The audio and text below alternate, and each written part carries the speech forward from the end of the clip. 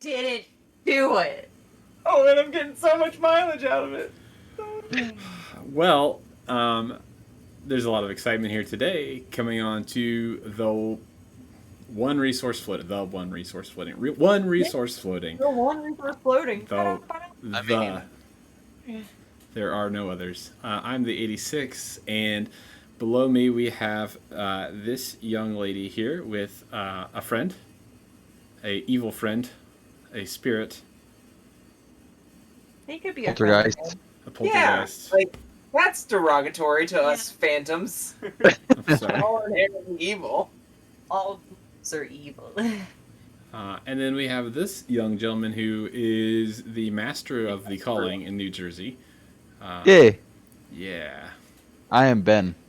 I am Ben. Hear me go undefeated. I am Ben. I am 28th. 25th. Sorry. 28th was Eh. the first day. And then 25th. You remembered. That's so sweet. It was kind of a big deal. It was kind of a big deal, Oh. yeah. You did I very appreciate it. well, and as the mother who raised you all, I'm extremely proud. You know what? I'll give you credit where credit is due. I appreciate it.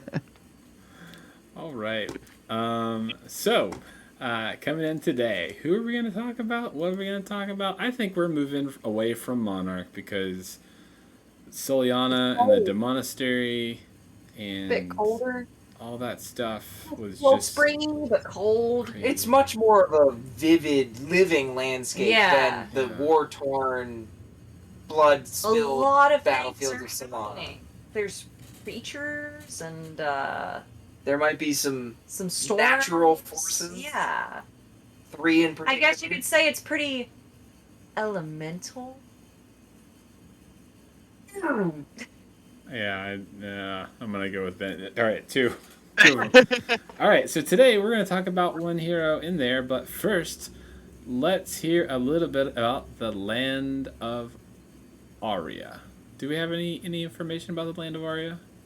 I didn't read any lore to prepare for this one. No!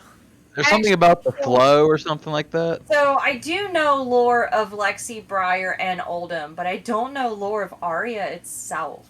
So Aria is the cradle of basically the world tree Yes. in the Flesh and Blood Yeah. universe. Horsham is the world tree. Horsham is the font of life and natural energies, where in Solana we saw light and dark, or light and shadow specifically.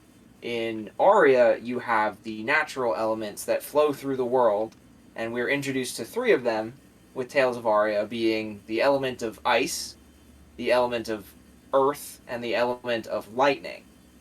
They actually, interestingly, chose to not go with air or fire in this case. Yeah. Which, that's kind of your standard array of your elements, is either the 4 or the Chinese 5 that includes wood. Yep. But Which earth you could kind of say goes with wood. Yeah. I mean, it's of the same sort of nature. they just went with 3. And from a game design perspective, I love that move because it's very obviously rock, paper, scissors. Yeah, it's rock, paper, scissors. It's your Rochambeau. It's very Pokemon. Very classic, like elemental weakness, elemental strength, but they didn't actually build that into the cards. Yeah. They just built it into the mechanic and play style. Like, they didn't say Earth is always stronger than Lightning, and Lightning's always stronger than Ice. They didn't do that. Right. But when you see the 3 elements, you instinctively get the idea of, Lightning is go. oh, it's like this rotating sort of ever-turning evolution of card play. Lightning does better against Earth decks because Earth decks like to go tall and they Yeah. don't have cards in hand with a go wide opponent. Yep. And Go Lightning, tall goes very well against Ice because, okay, you make me cost 1 more, but I have so much prep and Yep. build that I can pay for it. Yep. And Ice does very well against Lightning because now all of my go wide stuff that's low to the ground costs more and I can't afford it. Yep. So it is pseudo Rochambeau in that sense, but very Fire Emblem Pokemon. not inherently this card says on the text that it's better against one or the other. So I think that Aria is very interesting when they leaned into this new style of elemental region instead of just there's 4 heroes per set. It's also the first set that only has 3 heroes. It was the first set to introduce just 3 heroes. And there was no, like, cheeky 4th. It Right. was... There's no Shiana from Crucible. There was Yeah. It was no like we're gonna throw this one in there that you can kind of have fun with. It was like no, here are the three. Um, it introduced our second ranger to ever exist, which was pretty awesome. There's no other ranger than Lex. What are you talking about? Lex is the only ranger. And it introduced officially the second guardian. Yep. And then it introduced another rune blade. Right Yet after, another. another blade right after Third seven. straight rune blade. Let's go. Yeah. So 3 straight rune blades. Arcane, Monarch, Aria. It's like, what do we not have enough of? It's not enough rune blades. Let's put more in there. More rune blades. Never enough. Everyone loves them. I mean, the designers of the game do inherently They love rune rune blades. Yeah. And today we're going to talk about the Tales of Aria Runeblade. Marowak. Briar. Oh, that's right, not Pokemon. Whoops, sorry, Briar. Yeah, you said it right. Briar. Warden of Thorns, right? That's her full It is Warden of adult- Thorns. Her Warden of Thorns. So, Her lore is actually really fun. yes. She's kind of interesting. And, Yeah, her lore is very intriguing and fun to read. well, I know nothing. So, in Aria, there was sort of like this war, and of the people of like the Briars, they are locked into the woods. I'm kind of like thinking back because it's been a second since I read it, but basically there was this seed that hadn't bloomed yet. Like all the other seeds had bloomed. It was basically almost like a reincarnation process. But everyone was locked to the forest. Like they couldn't leave. And then finally this seed blossomed and out of it came Briar. And she was the first to be able to leave and venture and grow into something from that past. And which led her to become like the Warden of Thorns because she was truly the most powerful because she got to venture and learn and grow. And I think her lore is just truly wonderful. And it actually made me appreciate her a little bit more because I kind of like crapped on her in the beginning just because like it was another rune blade, but like her lore is pretty cool. Let me also She's say also that you talked about her being very powerful. If anyone remembers when Aria first came out, she was very powerful. I ran a little rampant. Yeah. so she is actually the first hero in the game to get an official Errata. ability errata. Yeah. Herself Yeah. got changed. Now, this actually brings up a fun point for me. Katsu secretly got a quiet, unannounced, untalked about errata He did. based purely on how his hero ability was written. Yep. Once upon a time, it was just when an attack action hits. Now, if you look at all the modern Katsu cards, they say the first time An attack. an attack action hits. Which doesn't sound much. But it The more you play the game, the more you realize that is a massive difference. it's a massive difference because any attack is now like, is he gonna Katsu? Is he gonna Katsu? Or now it's like you can block the first attack and the second attack hits and it's like he has to Katsu now or he doesn't have cards. or not at all. Right. So it sort of plays into that because before it was just Katsu's like, when's he gonna do it? When's he gonna do it? Oh my god, I gotta block everything. I don't know when he's gonna Katsu. But yeah, so her hero ability was Twofold. And really one part had a problem. The one part had a problem. So anytime An attack action an attack action deals damage, and it's not hit, which hit is a keyword for physical damage, So which is the little. just to read, I'll read the specific one. I'm sorry, because it seems like you're remembering. I have the specific one right here. Let me read it, or do you have Go it? ahead. No, Yeah. you go. Whenever an attack Forte. action card you control deals damage to an opposing hero, create an embodiment of Earth token. Yeah. So deals damage is the key here because it doesn't imply the word hit, which hit means that little yellow circle on the bottom left. That is hit physical damage. Deal damage could include This attack Arcane deals one damage. arcane. this attack will deal this much +1. So a big thing that Briar got to use was Ball Lightning, which is an attack action card which comes in for 2, 3, or 4. But whenever a lightning card you control deals damage, it deals that much +1. And those triggers, like the deals damage is the key here. And the problem with the original Briar was she could make 6 embodiment of Earths. Pretty frequently. Yes, and an embodiment of Earth is, as this aura is in the arena, non-attack action cards you block with get +1 defense. Per embodiment. So, you stack up 6 embodiment of Earths. And then your Whisper of the Oracle all of a sudden blocks 9. Blocks For 10. 0. Plus 6. What's a 3 block top? Oh, okay. Whisper. Yeah, I'm not talking like defense reactions don't get the buff. It blocks a lot. I thought it was a block for 2. That's where my math was wrong. Yeah, so her ability inherently seemed fine. Yeah. And then Aria introduced these damage triggers That were not hit triggers. right, that previously didn't exist either. Like, you didn't have an effect like Ball Lightning in any other set. The only example that I can think of is in Arcane Rising, there was an arrow, but it didn't do damage, they lose 1 additional life. Yeah. So this is the first time that we have this triggered effect of additional instances of damage. Yep. And now we're also adding to the mix, if damage occurs, then kind of effects. Yep. And that led to... there was only one way to play Briar. It was you run as many Ball Lightnings as you physically can. Yep. You run as many instances of this does extra damage. Yep. Bramble Sparks. Triggers. And you Wisps. just steamroll your opponent. Ring of Sorceries. And every time they attack you, you minimum 1 card. You either don't block because you're such a high health advantage. Yep. Or you just block 1 card and, like, a Crippling Crush that comes in for 11, you're like, I block 1 card. And I block it. It's terrifying. Yep. And so she received the first errata. Yep. To where it only triggers once per turn.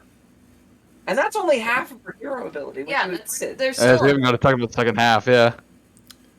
The second half is all of those non-attack actions that are super powerful when you have Earth embodiments. If you didn't block with them, and you play 2 of them in a turn... You make an embodiment of lightning. Which gives your next... Attack or... Attack action. Yep. And it's attack, I think, It's right? attack because it No, works... it's attack action only. So the specific text is, whenever you play your second non-attack action card each turn, create an embodiment of lightning token. Yeah. What does the embodiment of lightning say? Oh no, I have to. I actually just had. Yeah, the reason that it's so nutty is because it's attack action. I don't think it is. It's because it's more useful than a quicken for rune builds. It's The attack embodiment- action card. Oh, okay. Because you can, there's ways now with other things tied in that we've kind of talked about with previous heroes. You can use your weapon with an embodiment of That's lightning on the field, Hmm. and yeah, there's ways to give your weapon go again or refresh your action point through an equipment piece that we'll talk about later on the weapon attack.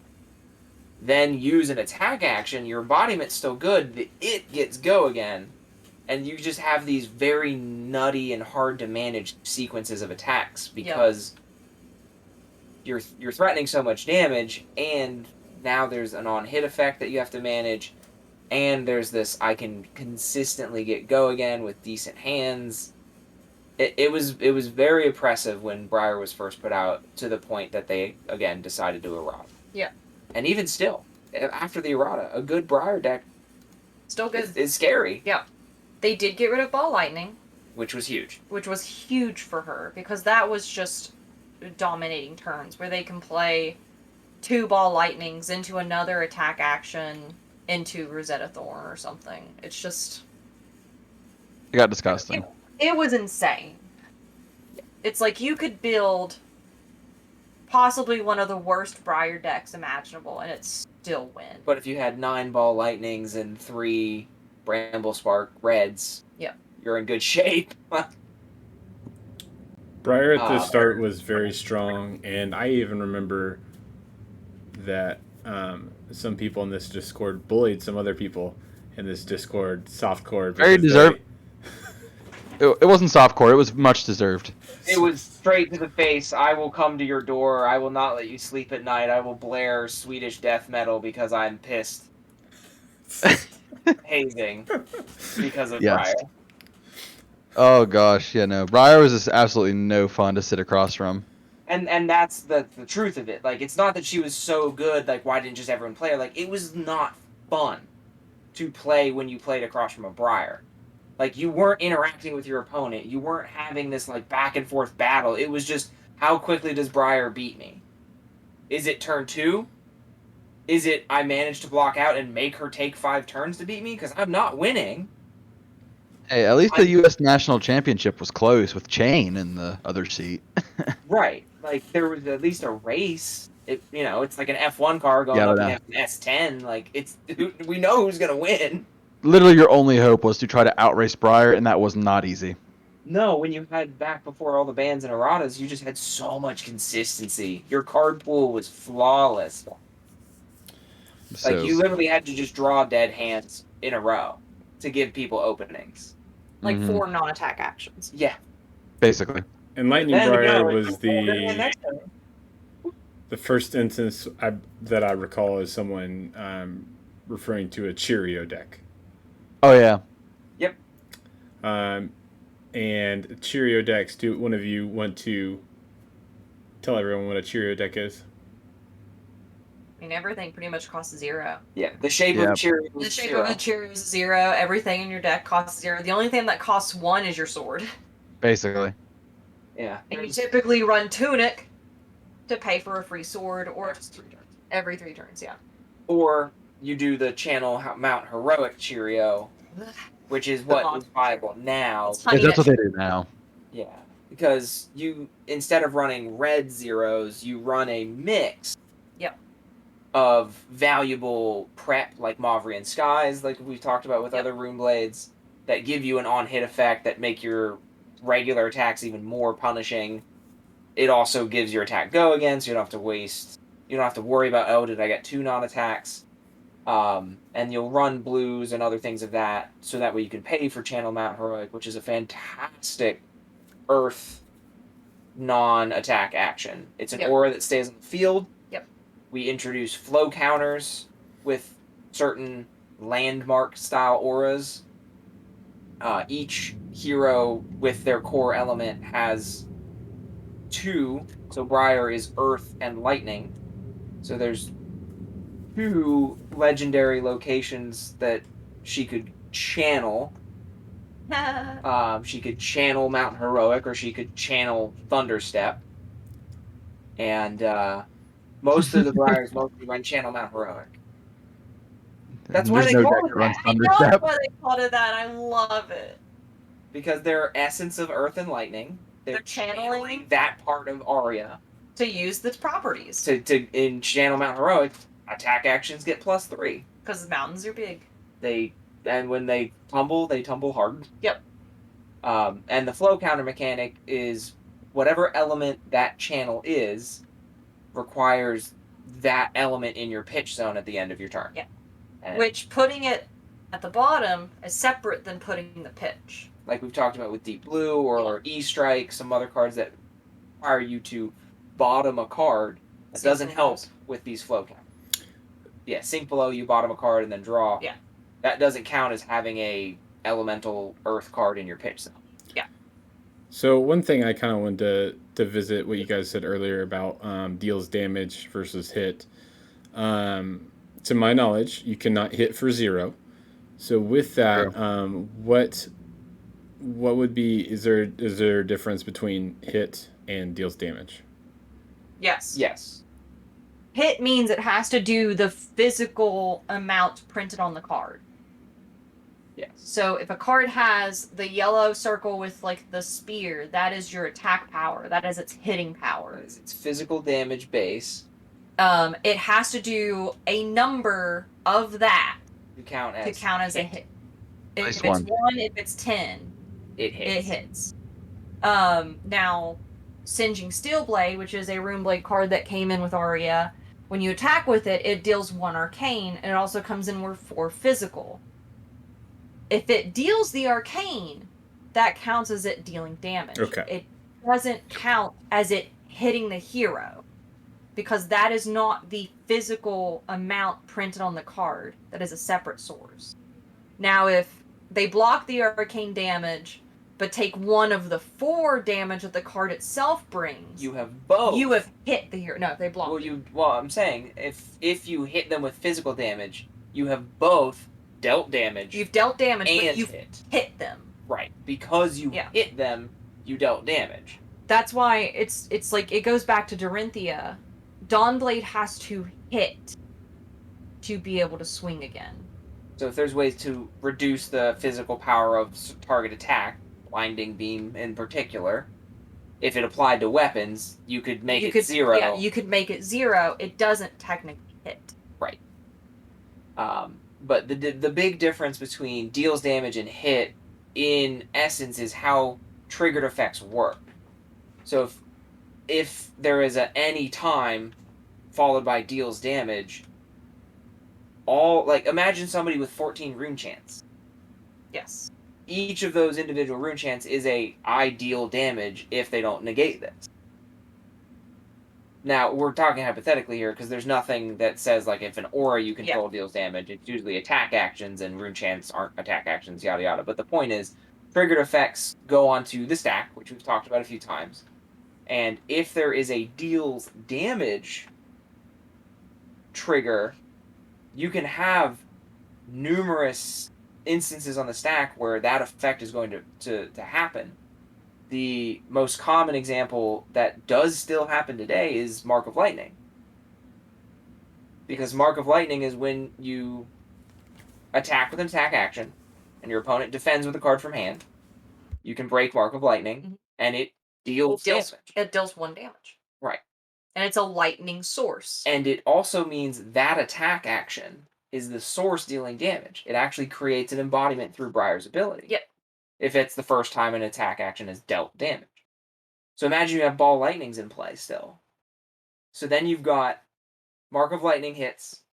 Oh, okay, well, I dealt damage, so Ball Lightning adds 1. Yep. Oh, well, that Ball Lightning hit. So this other Ball Lightning that I have in the combat chain, now it's coming in for 2 extra damage.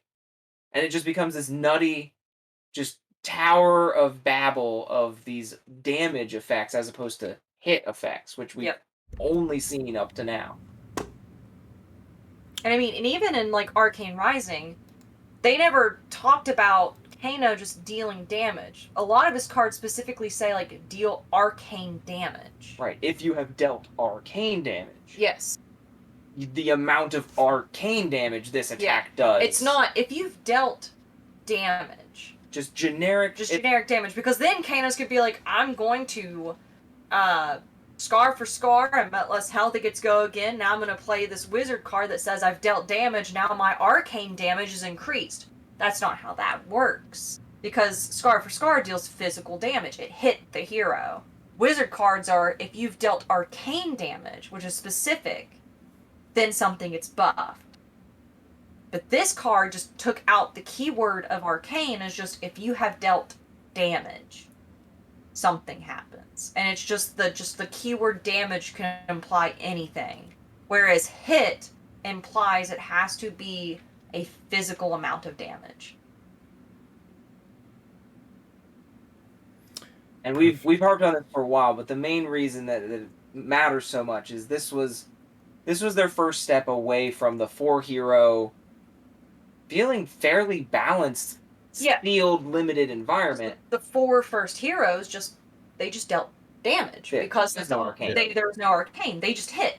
Yeah. So everything was I've dealt damage. I've hit you.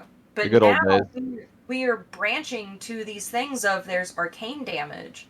There's these instances of extra damage like Ball Lightning includes. that now we have to differentiate between this is a hit, this is arcane, and this is just damage dealt. And we're not singling out Briar exclusively here. There actually were cards in other heroes' archetypes. Buzzbolt, for example, in the Ranger archetype from Aria, it adds damage. Yep. And this bolt is like a ball lightning, but for arrows. Yeah.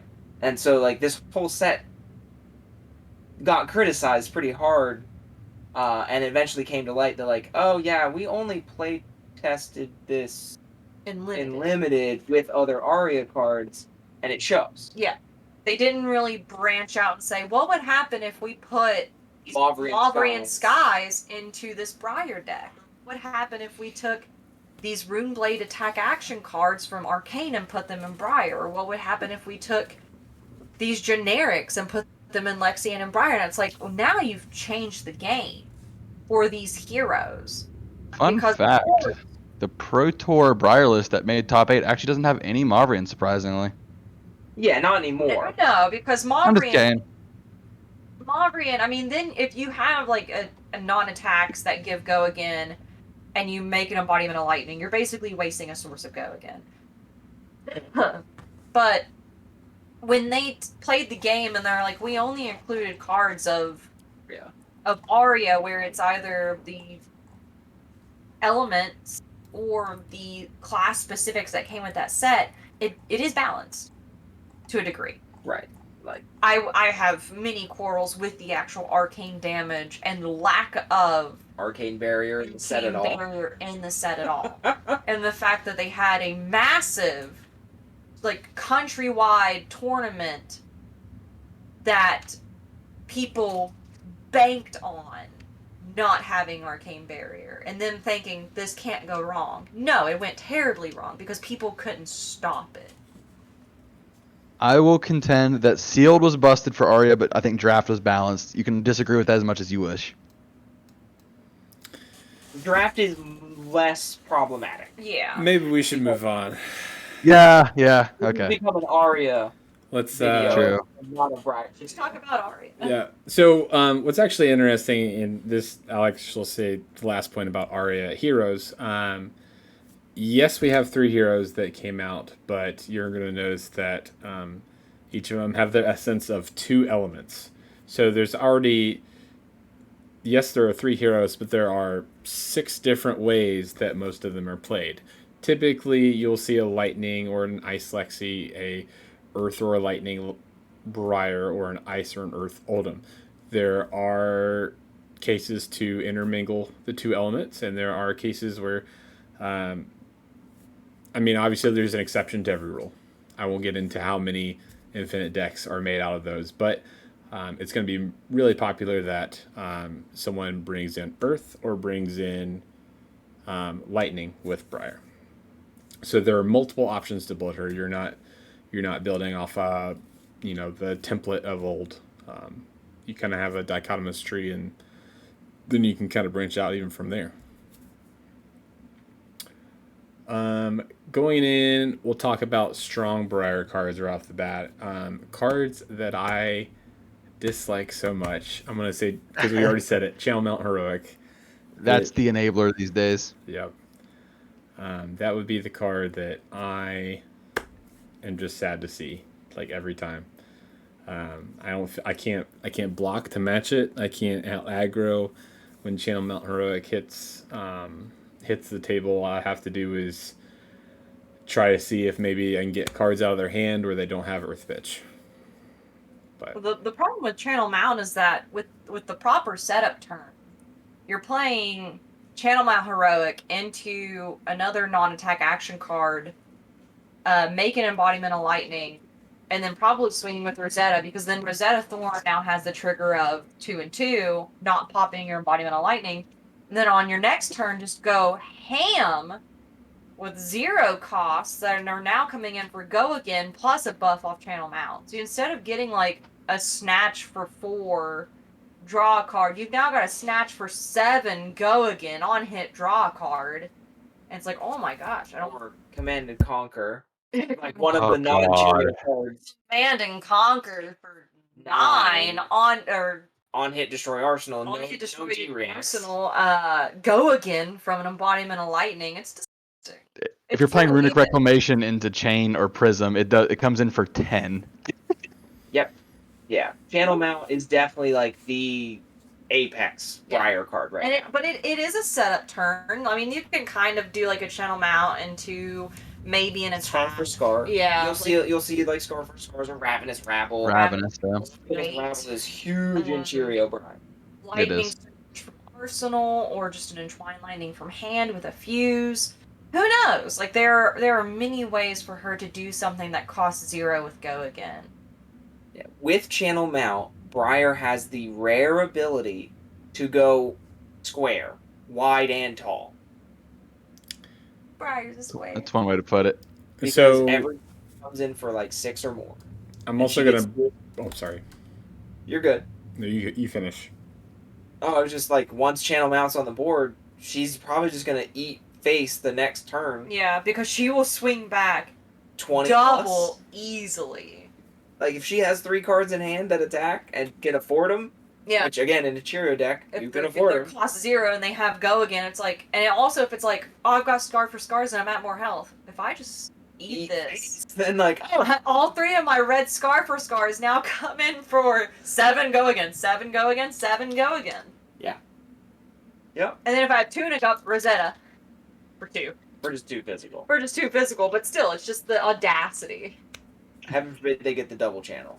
There is one card with channel that I absolutely hate, and if they get it out with that, then it's just really detrimental, and that is Force of Nature. Yep. Oh, yeah, Force Yeah. of Nature's gonna hurt. Yeah, because if anything, its power is bigger than its base. If it hits, draw a card. Which is crazy. In a Cheerio Briar, it becomes infinite turn kill. Yeah, it becomes, oh, you'll try and block, like, the first 2, which will take probably all 4 cards from your hand and a defense reaction from your arsenal. I have a 3rd card that now it's going to hit. Cool, I've got Go Again. Cool, this one now comes in, it hits. I draw a card, it has Go Again. Cool, I'm going to do it. It becomes an OTK. If you have the correct amount of, if it's a Ravenous Rabble, you're just, Yeah. Oh my god, it's done. Yep. Yeah. Ravenous Rabble is a little bit dangerous with Force of Nature, because if you have the blue, Channel Mount makes it equal, so it doesn't trigger, but it still has Go Again natively, so like, womp womp. Yeah. Another interesting card that you see in, I don't want to say the majority, but a good number of Briar decks is Gorganian Tome. Yeah. Yeah, for sure. So there's a card that I won't say is in the majority, but it is in a good number of Cheerio Briar decks especially, and that's Gorganian Tome from Crucible of War. Yep. It has the unique position of being to my knowledge, the only non-attack action that costs nothing, 0, and does not pitch for anything. It has no pitch stripe. It actually has a tan, goldish color up there. Yeah. So when it is revealed, like It's for example nothing. with Ravenous Rabble, it subtracts 0. Yeah, it's nothing. So now all of a sudden, Red Ravenous Rabble comes in for 5 Go Again for nothing. Oh, I have another one, 5 Go Again for nothing. Oh, Channel Mount Heroic's out? Guess what? That's 16 damage. And then if it's in my hand, heck yeah, I'm going to replace it. That's one non-attack action this turn, so I've turned on Rosetta Thorn realistically. Yeah. And if I have a second, let's make an Embodiment of Lightning. Then we'll play that Command and Conquer from hand for 9 Go Again, because of my Embodiment for Lightning, and with that one resource left over after pitching a blue, Rosetta for 2 and 2. Can I talk about Rosetta? Please. We've talked Ben. about Rosetta, but feel free to. Ben, Kayla, please, talk about Rosetta. No. Rosetta's so busted. The people who play Rosetta know it's busted. That's why we play. Rosetta Thorn is the worst card, I think, to be created. It didn't get banned before launch. They banned. Okay, so we also didn't talk about the Aria was the first set that they banned a card before it even hit the shelves. And it was a Rune Blade, so it's relevant to Briar. It was relevant to Briar. But it wasn't Elemental Rune Blade. It was just It was just Rune Blade. But the problem is that, so the way the sets have typically worked is that with Monarch, you had Galaxy Black, Shadow Rune. which is a Shadow Rune Blade. It's the token weapon. You had Nebula Blade from Arcane Rising. It was just a Rune Blade weapon, but then he was just the only Rune Blade. But then when Chain came across, Chain could use Nebula Blade because he was also a Rune Blade. He was a Shadow Rune Blade. So Viserai couldn't use Galaxy Black.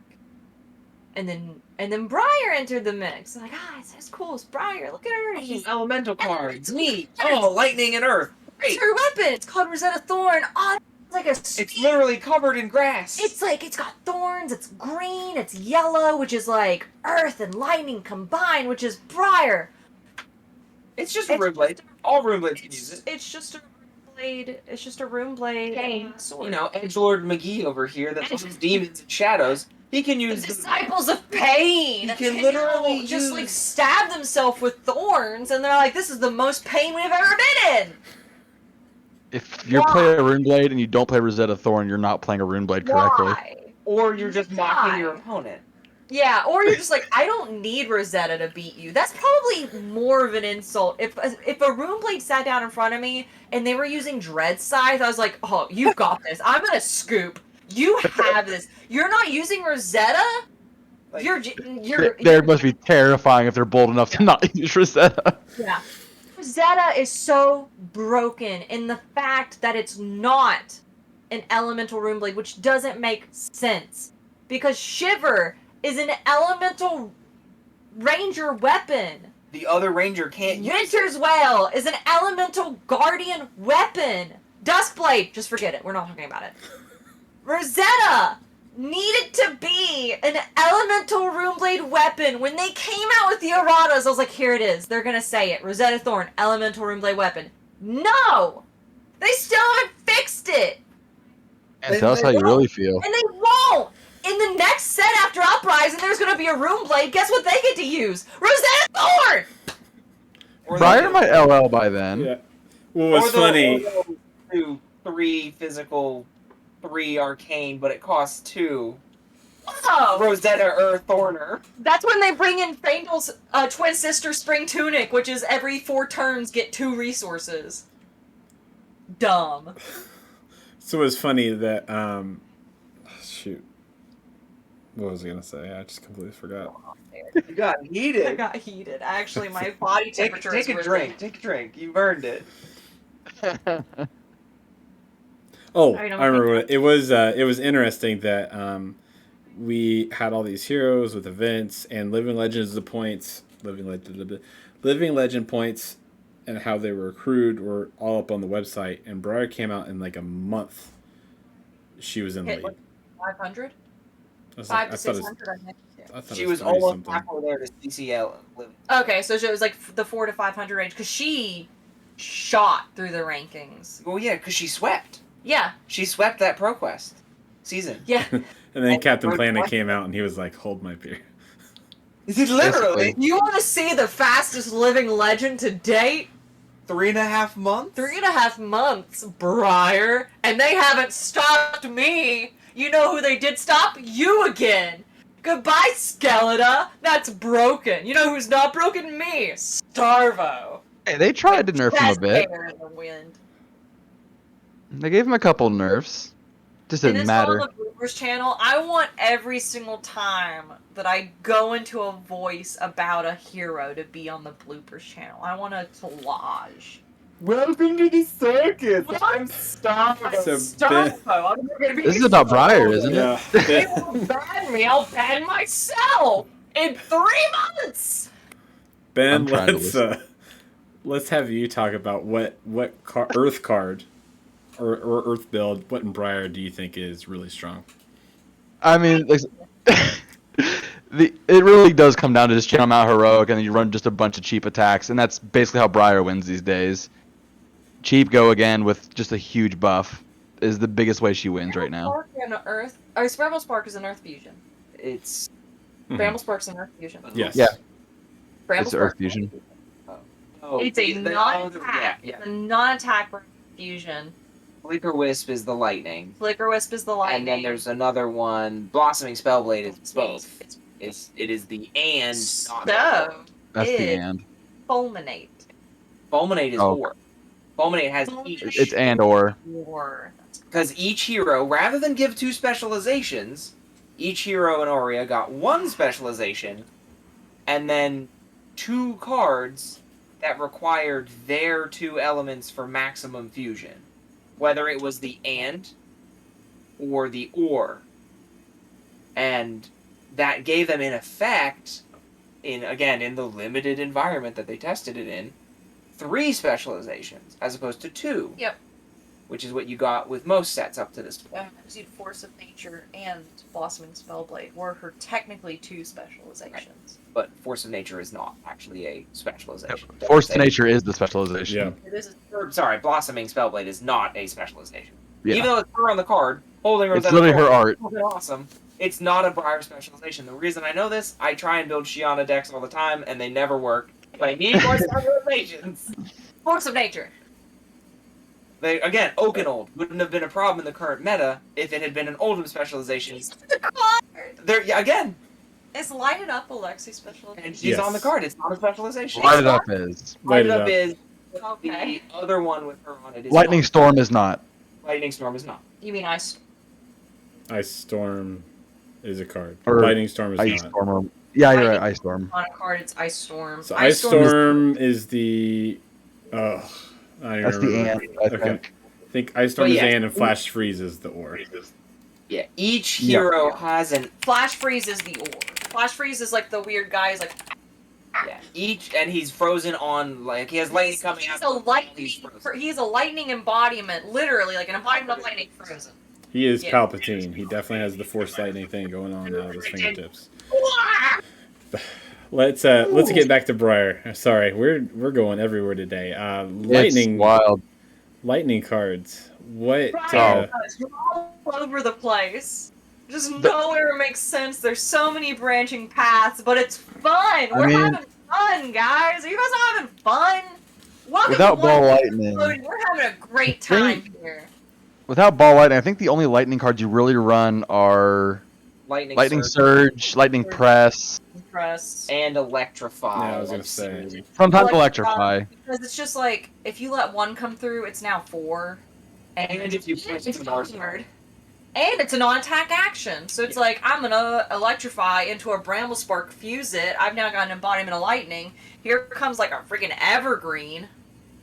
Electrify and Arsenal is also great because it will allow you to draw a card, and Always good.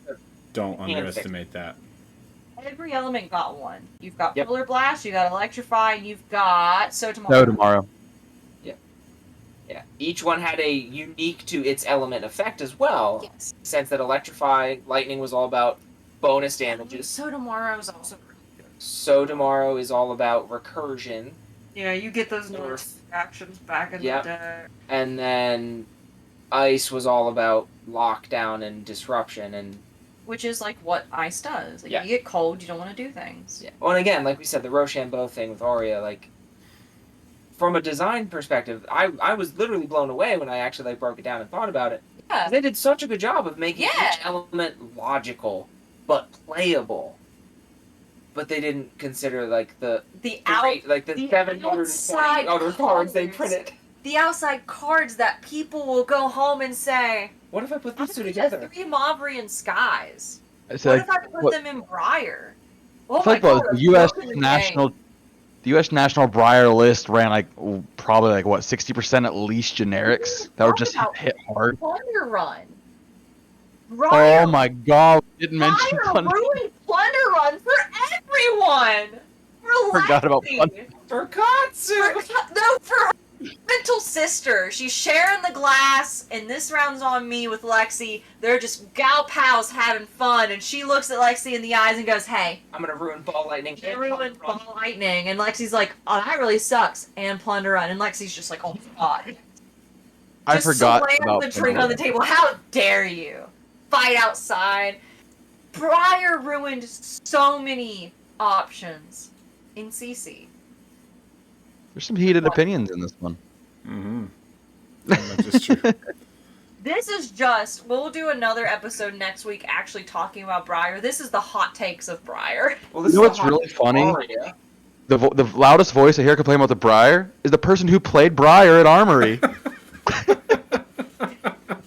Yep. I did. Drank the Kool-Aid. I drank the Kool-Aid. I wanted the mat. I wanted the bobble mat, and guess who got the bobble mat? The Briar player. Guess who was undefeated that month? The Briar player. Before the bans happened. Before Ball Lightning was banned. Before I Plunger Run. had 9 ball lightnings, I had 9 plunder runs. And I got a Disgusting. blossoming spellblade mat. Wow. Disgusting. You didn't get a blossom stolen. I got a bobble mat, and I was very happy. And I sat down And and I made a lot of friends upset that month. I'm pretty sure I scooped once that month. You left during UPF. I did. Which you... I don't want to hear it on that one. That was... What do you mean? All right, so You were so salty with we me. talked about Where a do we lot go about next? Briar, and what about some other good? So Lightning Surge, we did mention it, or Ben mentioned it. Was Yeah. key? Is it's another? I'm sorry. What did you say? Oh, sorry. I kind of just went through. I was gonna say it's if you play it from Arsenal, it gets go again. Yep. Yeah. And that's the key thing with there, and a lot of the Like good, Oscar. a lot of the good Lightning cards. And when I say a lot of the good Lightning cards, I mean the Electrify in that one actually. Not a lot of them. I'm sorry. 2 Lightning cards that I know of. You want to play from Arsenal. They're just going to be a lot better if you do. What? Oh yeah. If you don't Arsenal lightning surges or electrifies, you're probably arsenaling like the Force of Natures. You're arsenaling Another channel Mount Heroic. another Yeah, I was channel. like another Baroque. Waiting for the one on the board to break, so then you can come in with the second one. Because Yeah, just double channel. Just double channel. Double channel. Or you know you don't have the this turn, so you let your first one expire, and then you Yeah. put it in Arsenal, and then you play it from Arsenal. And then on your next turn, you're like, oh, an Earth card, sweet. That's gonna go pitch for Rosetta at the end, or that's gonna go. Earth blue card. How much damage would 2 channels into like 3 red Ravenous with a Gargonian on top or whatever? 33. So yeah, if you come in with 11 apiece, you've got one of the channels is in your hand, the other 3 are Ravenous reds. Yes, that's 33 damage. Right? It's 33 damage if Tome is on top. That's completely possible. That's what's disgusting. If another red card is on top, that You is subtract 30 damage. 3. Yeah, you Yeah. just subtract 3. It's 30. I went the hard way where I was like, it's Oh, 4, remultiply things. 4 plus 6 is 10. So And the Rosetta. Plus 10 plus 10 is 30. It's 30 damage. Not 33 minus 3. Too easy. let's talk about equipment for Briar. Rosetta Thorn. Crown of Seeds. Lightning. So Crown of Honestly- Seeds is actually one I'm I wouldn't run Crown. No, you don't run Crown. I was just being. It's I was being funny. Skullcap! It's okay.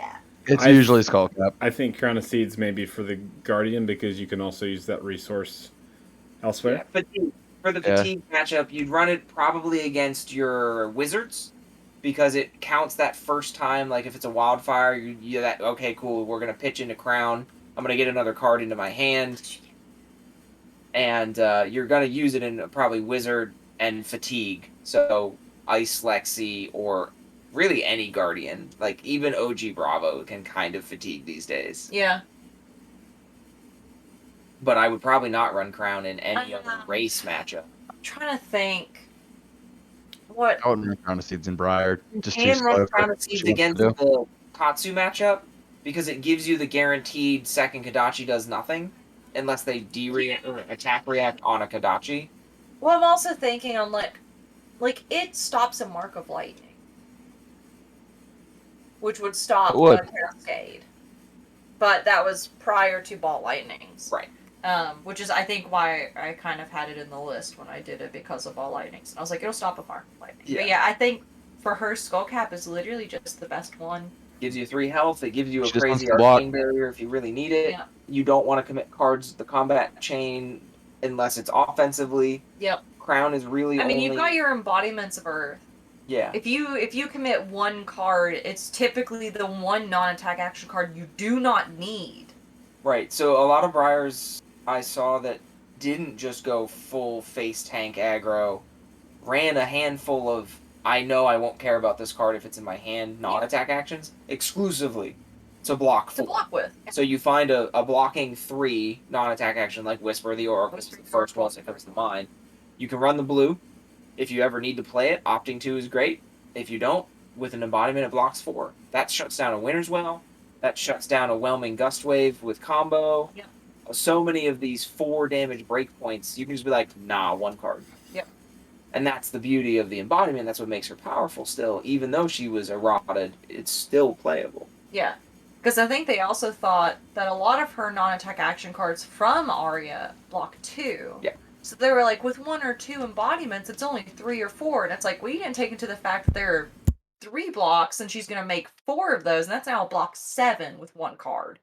Yeah. So you will see some Briars still running a decent number of non-attack actions that don't really make a ton of sense until you put it in the perspective of these are for blocking. Yeah.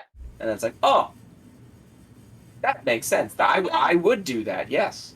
You blocked with a captain's call. I'm scared. What else is in your hand? So going on, let's go back to head equipments. We didn't a common head equipment.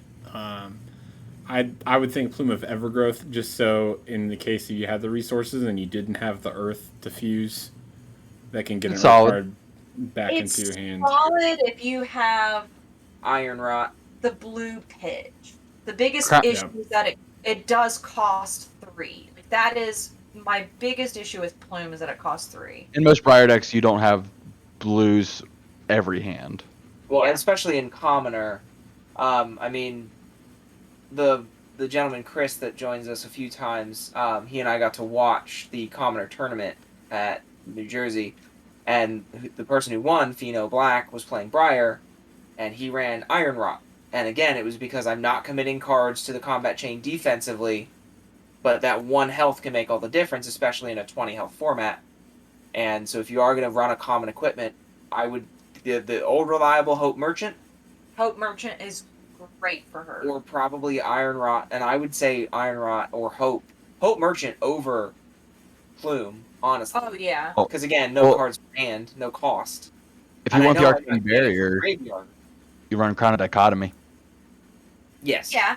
Yeah. I mean, that has a good slot, because it doubles up with usefulness. Right, you have a utility and you have a An anti-wizard built into it.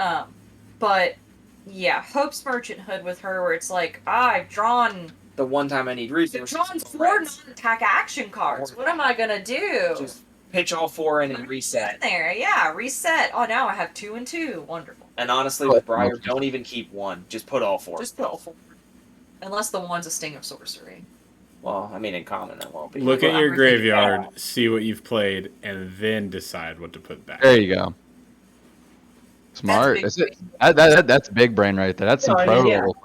That's you know that the graveyard is free chicken for both players. You will make a point to check it, Knowing what's left in your deck is huge. Yes. So this is a big thing with Viscerai when Sonata was a thing. I could play like 3 non-attack actions a turn, get out like all kinds of rune chants, then play an attack. And even though my deck was like 50-50, I'm made. Like if I get the non-attacks and there's 0, I'm like, oh, play them. And then Sonata comes for there, I'm like, okay, I'm gonna break the ban thing, and then I'm gonna Sonata for 16, and I'm just gonna get all attacks. I played all my non-attacks. That happens. Don't do that. Don't do that. And then you're a maniac like Chris, who's like, I've memorized every single card I've played and every single card that's in my deck because I'm a monster. Yep. If you play a deck for long enough and you don't or you make little changes to it, not drastic, like you get to know the deck. He's like, his brain, like his IQ is probably 200 plus, but he's just like, I know I've pitched these cards in this order 8 turns ago. Yeah. Well, when you play Chain like he does, you have to know. Yeah. There's a reason I play a hero that constantly shuffles my deck, so I don't even trust. I like can't that. even try because it's like I had to shuffle my deck 3 times this turn alone. Even I don't know. Even nobody knows. Not even. I think there is something to say too, like just for that loyalty that the reps. Just like had a friend who's trying Yuki's deck from the Pro Tour. He's trying to get Lexi, and I was going on with that, and I remember him doing like he fired an endless arrow at me. He had one card in hand. I'm like, okay, that's gonna come in for 4. What are things you could do? Can he lightning press it? I'm like, okay, he's played this many lightning presses, and do I really think he's going to use a lightning press on this? Probably not worth it. And I was sitting there thinking through, I'm like, okay, the one option I think I can predict is Rain Razors, and it would only hurt me moderately, and he's played 2 of them. He has 1 card in hand. It's a good chance he has Rain Razors. So I chose to block 6, which would block 4 from the Endless Arrow, and then 2 from Rain Razors. the 2 from Rain Razors. And because I did that, and he had the resource floating, so if the Endless Arrow would have hit, he could have loaded it again. I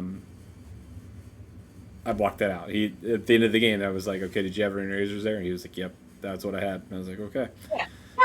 Like that stuff I'll do, but it's the monster turns that Chris is like, I know I've pitched these things in this order. It's been 6 turns. It's probably close to the top. So if I did this now, the chances of this happening are this percentage.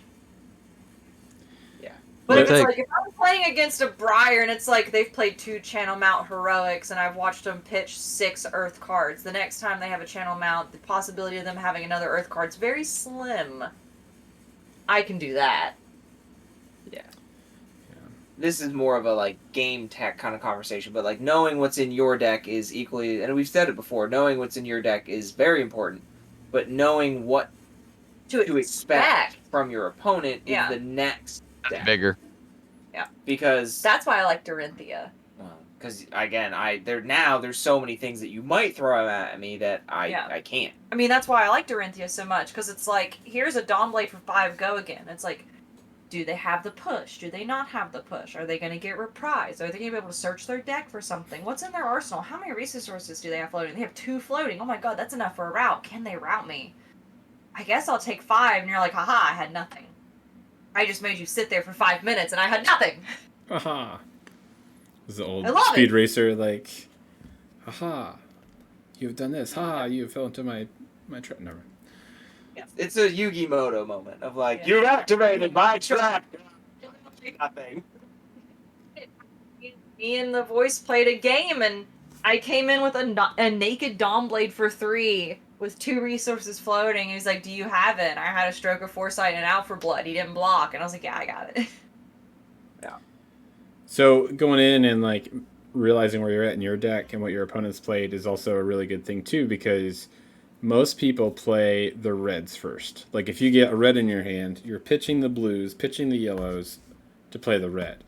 When you notice people start playing, they're playing the blues and playing the yellows, they've probably, or if it's been a while. If it's been a while, you're still like, if you're like 4 turns in and they're playing blues, they just got a crappy hand. Yeah. Or they're going fatigue package against you and they're deliberately setting themselves up to be like, in 6 turns, I expect to live that long, I'm going to start getting monsters. Yeah, I'm going to get my monsters. I'm going to get my fusible Oakenolds as Oldham. I'm going to get my Endless Arrow with... Sometimes it's just like, here's a blue. Here's a blue. And it's like, what's in your hand? I'm going to pitch a blue. I had all blues. Literally the worst hand in the world is like, I got 4 blues. Yeah. And that can be a thing too, just like watch your opponent, like if you notice them consistently, like they're firing yellows and blues at you, they're out of reds. And if you've been blocking a lot, like, and making sure that you cycle some of your reds back into your deck, that's a good spot, because as the game goes on, you're just going into a game of attrition then. It's like yellow versus yellow or blue versus blue, who's going to deal the more damage and block more. But if you end up where you're blocking out what they have and you just end up with reds, okay, well, I'm going to come in with attack for 7. Well, that's a break point, because that's 2 cards, and then I'm either going to take 1 damage or commit a 3rd card or a piece of armor. It might be temper, or at this point in the game, I might not have equipment. Yep. Mm-hmm. We've evolved from Briar. Well, I was Yeah. actually going to. What are we talking about? Briar, one of her strengths is the weapon Rosetta Thorn is so good that it allows Briar to, okay, I see that they're trying to fatigue me. I'm going to stop using all my reds, and I'm just going to try and get non-attack, attack with go again, Rosetta. That's all I'm going to do. Yeah. They're only going to commit 2 cards of the combat chain, and they don't really care which 2. It's just, I need an attack with go again, and a non-attack with go again. Yep. And if they can do that, they can then still value block 1 card on the opponent's turn, and then commit that really weird damage split of arcane and physical Yep. to keep chipping at their opponent without committing reds to the combat chain. Yep. And then when it's 3 or 4 turns later, it's like, okay, I have reds now, let's go. The first match I played at the Calling Cincinnati, I played Briar because I didn't necessarily want to. The card sort of led me in that direction, but it was against an Oldham. And about 2 turns in, I could tell he was trying to fatigue me. So then you do that mentality of, okay, well, I'm going to play this red. I'm going to play this non-attack. I'm going to play this attack. It has go again. I'm going to pitch this red to play Rosetta Thorn and probably put something in Arsenal. And I beat that Oldham in fatigue. He literally decked himself before I did. It's actually Because impressive.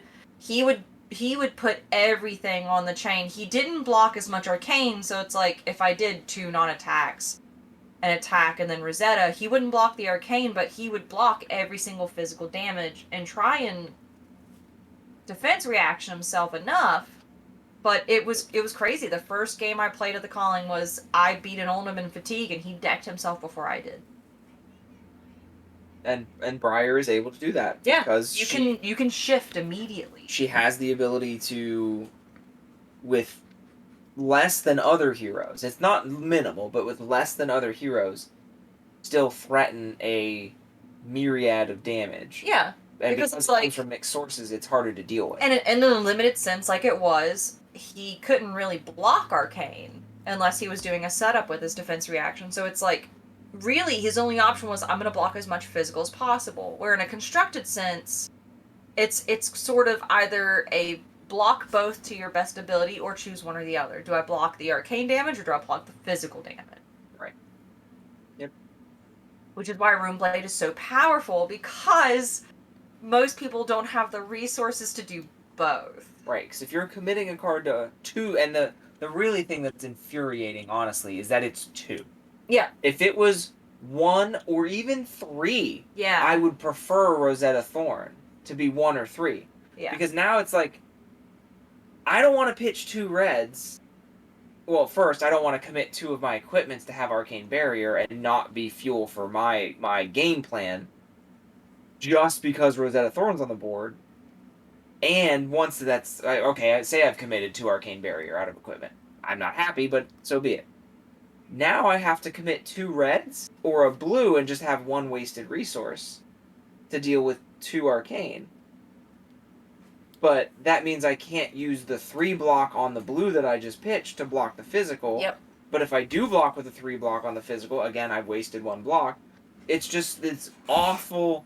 4 is already a break point in Flesh and Blood. Established break point. 4 is a great number. And so then they're like, let's make Rosetta Thorn for Briar. And let's make it a break point of 4, but in 2 different things. So it's 2 cards. Yep. 4 has always been 2 cards, and then it's like, well, the exception is defense reactions.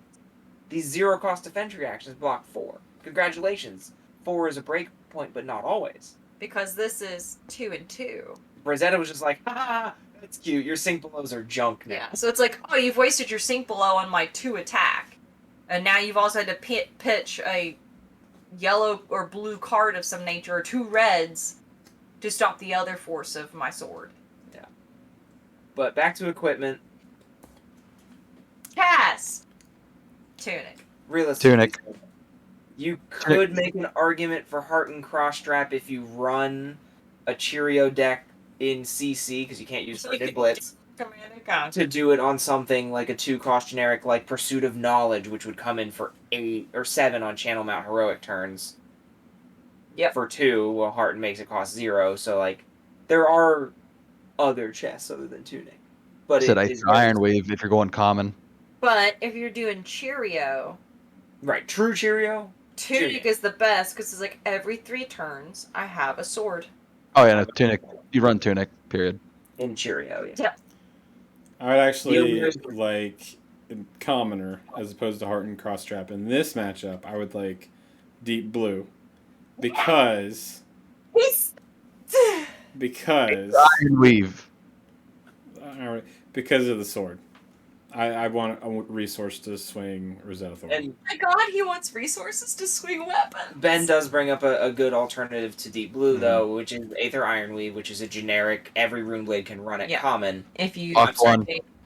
Any Runeblade can run it common. if you play a non-attack action card And an attack. and an attack action card, which Briar is just Which Rosetta struggles over.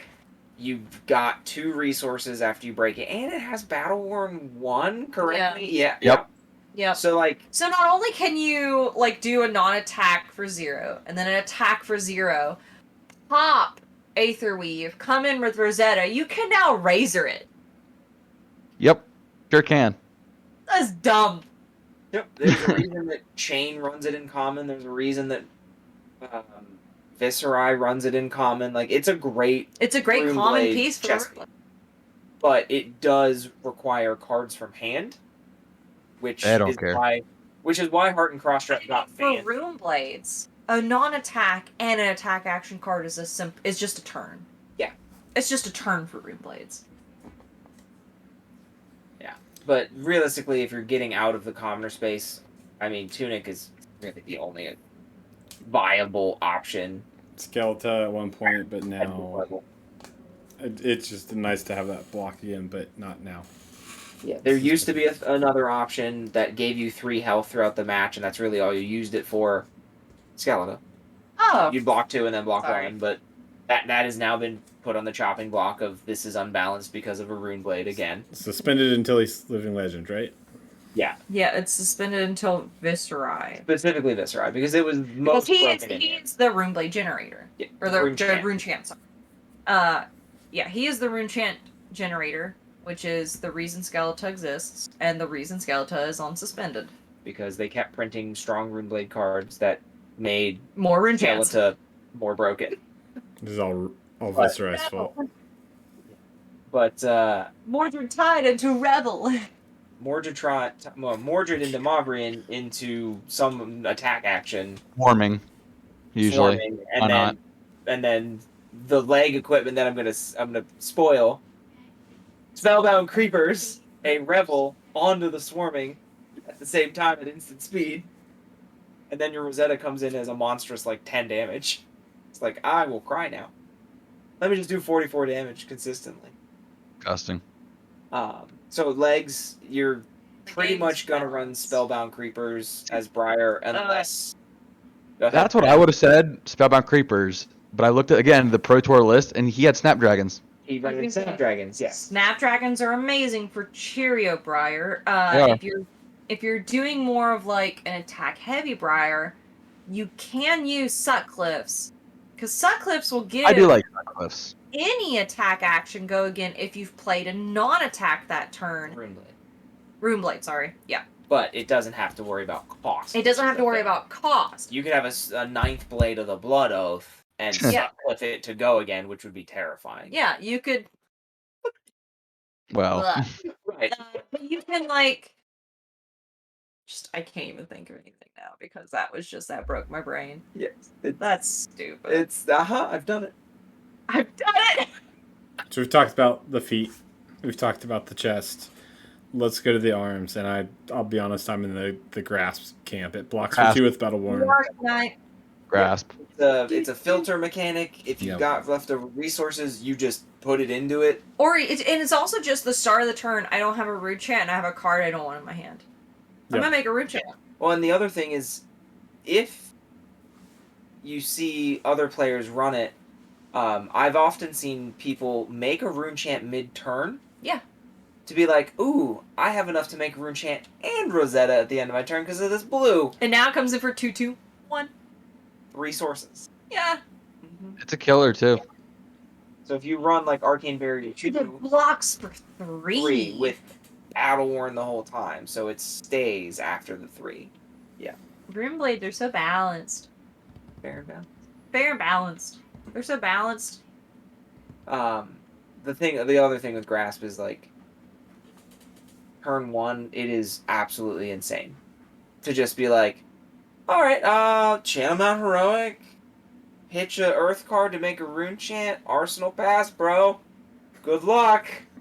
Like terrifying. Yeah. Pure so it's like, fear. oh, the next attack comes in, probably gonna be for like 8 and a rune chant. And a rune chant. Probably with go again. And then another attack for like 7. Well, you can make then another you rune go. chant the next turn. So Yeah. Yep. No, Grasp is amazing. For common, Cheerio Briar, you can't run Stubby Hammerers Mark of anymore. Lightning. It's probably Mark of Lightning, Yeah. probably. And if you're in Commoner, you can play Ball Lightning. Yeah, because in Commoner you can play Ball Lightning, which is like the Ball Lightning, Ball Lightning, Ball Lightning. Mark of Lightning. Mark of Lightning. And now it's gonna do like just this waterfall of effects. Didn't Pheno Black immediately call for bans after he won? He literally Yeah. stood up and was like, I need to know who to talk to about banning cards in this format. And the judge that was proctoring the match just like laughed. And Pheno's buddy, who's standing right there, was like, he's not kidding. Yeah. And the judge was like, oh, well, John so-and-so. And John's over there. Well, I'm not going to say the guy's name because Yeah. I don't remember how to say it perfectly. I don't want to butcher it. But he does. Pheno immediately stands up and is like, belittling minnowism and Ball Lightning, get it out of here! Just starts going off the handle. These are all the Runeblade cards to ban. Number 1, Rosetta Thorn. But in Fair. reality, the card that we didn't talk about for Briar, and admittedly at this point it's becoming for every hero, is the Belittle Minnowism Oh, package. it's so good. If So we good. haven't talked about it yet, I want to spend a minute and talk about it now. I know we were doing equipment. We've talked about it with Chain a little bit. Okay. Shane's its Yeah. biggest user, but yeah. Jane, Patsu is getting... It's like, have you seen this combo of Belittle Minnowism? And heroes are like, no, what's it like? And he's like, I'll show you when I turn to kill you. Yeah, I'll show you when every turn I fix my hand. Yeah. Because I either have a way to Runeblade crap into existence or Belittle Minnowism into existence. Yeah. It's such a terrifyingly efficient combo card. I made. Chain, it's broken. It's what? I'm sorry, it's Runeblade? It's Runeblade? You didn't have a It's problem with really- anything else I did, so why do you have a problem now? Yeah. So Briar does benefit from the Belittle Minnowism in the non-Cheerio format. And then Chain looked at Briar and said, you gave me Rosetta Thorn. I'm gonna give you Belittle And Minnowism. it's the tiny angry dwarf man with the It's a axe. tiny little angry dwarf man. He's like, here he is. Take him. Take him. Which I still stand by. He's one of Oldham's people. He's from that part of the world. He is. That little dwarf guy. He is. 100%. He's gonna be a hero later. I would love it. I So would love it. Especially if it has a super long name. I'm Like gonna 6 names. Yeah. wrap it up off this. Any final words Sure. on Briar? Ban She's Rosetta cool. Thorn. But ban Rosetta. She is very cool. I do want to put love and thought into making a deck for her because she is a little bit more balanced now compared to what she was, and I do enjoy her lore. That I want to like sort of just do that. I want to make her. Plus, I never really felt a connection to other Runeblades, and I kind of want to try Runeblades because it's such a fun. How do I make this hand into 8 different possibilities? There's so much thought process into it. I know I crapped on her this entire time, but it is fun at the same. Like You that's played the her thing. for a feel whole fun. month, and now you're like, Well, should Runeblade is explore. that power fantasy. It's why people like games like Warframe. It's not because of the plot. It's because of power fantasy. Like, you like feeling powerful. Fair. But I don't know. I just like there are decks that I've played that I know, and I know how to play them, and I know my sequencing. And it's Runeblades give such a diverse feeling of sequencing and turn structure that you could have a hand of 4 cards and you could play it 12 different ways. Oh, they always have a lot of options in front of Yeah, them. and I want to explore that because I think that would make me a better Flesh and Blood player. Yes. Is Can't argue with trying that. all those different. What is it? I just said can't argue with that. You're right. Okay, sorry. I thought you said something else. But yeah, I want to try that because I want to continue to get better at this game. I really love this game, and I know I crap about like some heroes are broken and stuff like that, but it's a new game, and they'll learn from stuff like that, and that's just the course of evolution. But yeah, Briar is fun. Well, and you know, to tie what you just said back into Briar, is Briar was the first example where they made a major misstep. Runeblade in Aria was the first time that LSS was like, we made a mistake. They literally That's made... the key word. Is just Oh, man. I think Chain was pretty rough when Monarch first came around. Chain was well, because of Seeds of Agony. and honestly, Seed's Chain was strong, but he wasn't as dominant as like a lot of people think. He was pretty dominant. Bolton was still very dominant when Chain was, though, because he was a hero that could go wide like him. Yeah, Seed's Chain was really a problem because of how viable Eclipse was and how, again, Runeblade's doing multiple sources of damage from different types. But, I mean, I was a rookie player playing for 3 weeks and I beat a Seed's Chain with an Axe Bolton. Like, it wasn't a foolproof deck. Yeah. So, like, when Aria first came out, first edition Aria, right at launch, there were so many growing pains. Yes. And that's going to happen. It's a new game. Yeah. It's their first experimentation out of the 4-hero format. It was also, like, it didn't have any generic cards. It just had elements or stuff to those classes. So it was also, like, how are people going to respond to this? That there's not cards in this set that will work with every other hero. Except for Risen. Warriors didn't get anything. Mechanologists didn't get anything. Ninjas didn't get anything. We haven't gotten anything. Now you have Warriors! Shut up! This was good to you. Everfest was good to Kasai. Yeah, it was. You got Shatter. Everfest was good to Kasai. Classic Battles is good You to got In the Valencia. Swing. You got Slice and Dice. I did guess. In the Swing's just an upgrade. I'm going to wrap it up Yep. off this because we've tanged a little bit. I think... Just keep talking about how nice, like, Flesh and Blood is a growing card game. It's gonna have its turbulent points. It's gonna say, we kind of made a mess up with this product. We're gonna fix it with the next one. They're new. They started in 2018. They didn't even really get started until 2020 because of COVID. They will learn and they will grow. When Magic first came out, I bet people were like, this game's weird and busted. It took like 6 years. Yeah. But you expect Flesh and Blood to learn immediately? No, you have to give it time. And it'll get there. So the final thing I'm going to say, wrapping up, because we've talked a lot on everything. I think that as we go into the Aria heroes and even later, Runeblade is a class that's been around, and we're going to go into Rangers. We had one before, and Guardian that we've had before. These classes not only bring in their own elements, but build off of their previous counterparts. So the only thing that Oldham can't run that was out of Bravo's set is the Bravo specializations. So Crippling Crush, or And Showtime, yeah. So prepare for us to. These are going to be a little bit longer. So be prepared for that as we go through Aria, and thank you guys for watching. Any sets to come, it's probably going to get a little bit longer because they can just reach from larger so pools. far back. Yeah. And just And I these think videos we should made, new cards are coming out. We can just turn this into a podcast and talk about things. I mean, this is long form. The 86, like, this is long form. This is not snippet.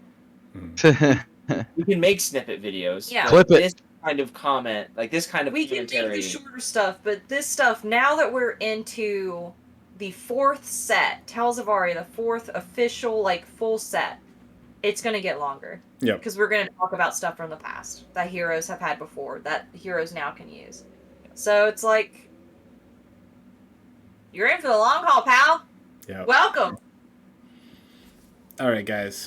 Thank you for tuning in. Join the Discord. I'll have that in the description. If you're going to be at Gen Con, there are a couple of Flesh and Blood events there that I'm running. So, and they're filling up fast. So I don't know if I'm going to extend the people or not. So we'll see. We have like there was like a 16-person cap, and it was like a 13 already. So I need to see what I'm going to do about that.